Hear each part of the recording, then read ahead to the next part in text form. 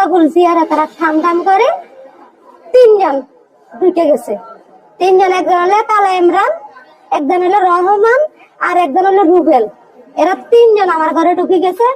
NCB করছে, NCB সাদাজ্য মিরামো, NCB সাদাজ্য দেখামো।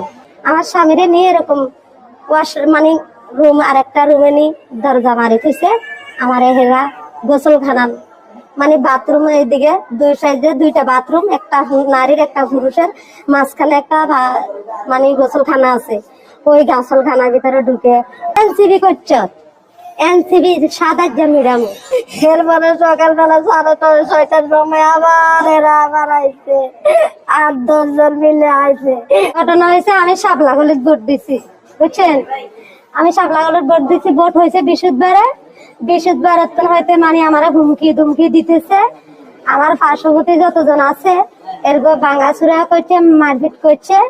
এর ফলে কালকে রাত্রে আমি 7টার সময় আমার চাচাতো বোনের বাড়ি চলে গেছি। সেইখানে সাইজন মারপিট ধুমসু করতেছে, কেউ মচ্ছর ঘুমাইতেছে, কেউ ছাত্র মারতেছে, কেউ আমার চাচাতো বোনের ঘর দুয়ার সব ভাঙি ফেলে।